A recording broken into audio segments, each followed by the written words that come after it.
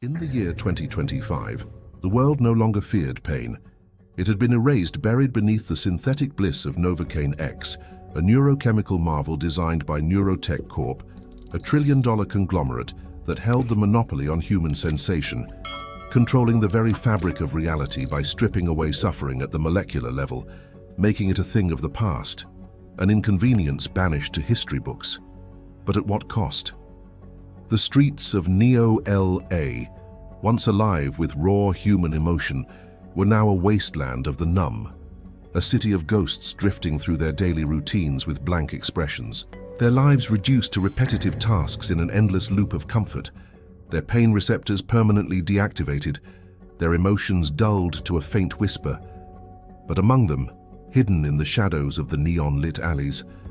there were those who still remembered what it meant to feel, those who resisted the numbness, those who refused to surrender their humanity to the all-consuming silence of Neurotech's empire. And at the heart of this resistance was Caine Mercer, a former Neurotech scientist turned fugitive, a man who had once believed in the promise of Novocaine X, had once worked on the very formula that reshaped the world, only to discover too late that the drug wasn't merely blocking pain. It was rewriting minds, erasing fear, love, sorrow, passion, turning people into passive, obedient drones, incapable of resisting, incapable of questioning, incapable of truly living. And when Caine uncovered the Cognis protocol, the hidden subroutine embedded within every Novocaine X dose, a neurological backdoor that allowed Neurotech to program thoughts, suppress rebellion, and manipulate the masses, he knew he could never stay silent. He knew he had to fight back, had to undo what he had helped create. And so he ran, vanishing into the underbelly of the city, hunted by the sentinels, emotionless enforcers whose veins pulsed with an overdose of Novocaine X, rendering them impervious to injury. Unstoppable machines of flesh and bone, programmed to hunt down threats to the system,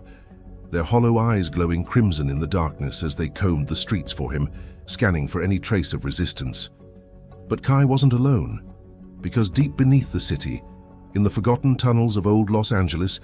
the last remnants of free humanity had gathered. The unnumbed, those who had never taken the drug, those who still felt pain, still felt anger, still felt love,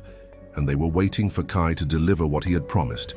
The antidote protocol, a digital key that could override the Cognis program, a virus that could spread through Neurotech's mainframe and restore sensation to every last human being on Earth. And with the data drive clenched in his fist, Caine sprinted through the rain-soaked ruins of District 9, his heart pounding, his mind racing, knowing that time was running out.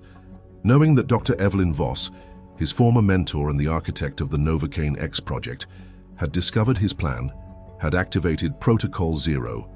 an emergency countermeasure designed to flood every remaining human with an irreversible dose of Novocaine X. One final push to eradicate pain forever, to silence the last rebels, to end all resistance in a wave of chemical oblivion.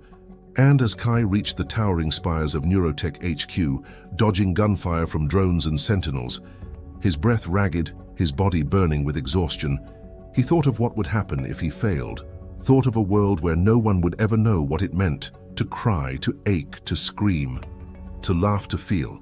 And he knew deep in his soul that no matter the cost, no matter what he had to do, he would not let that happen. And so, with a final, desperate surge of energy, he leapt through the shattered glass window of the neural nexus, the core of Neurotech's control grid, slamming the drive into the mainframe, initiating the override sequence, feeling the pulse of raw energy as the virus spread through the network, scrambling the Cognis protocol, corrupting the data, breaking the chains, and across the city, across the world, a wave of sensation erupted as millions gasped in shock, feeling pain, feeling heat, feeling cold, feeling something for the first time in years, collapsing to their knees as memories and emotions flooded back. And as Dr. Voss screamed in fury, watching her perfect numb utopia crumble before her eyes, Caine stood tall amidst the chaos, his body battered, his mind racing, knowing that the world would never be the same again, knowing that pain had returned, suffering had returned, but so had love, so had joy, so had freedom. And as he took his first real breath in what felt like eternity, feeling the sting of his own injuries, feeling the weight of his choices, he smiled, because for the first time in years, he was truly, completely alive.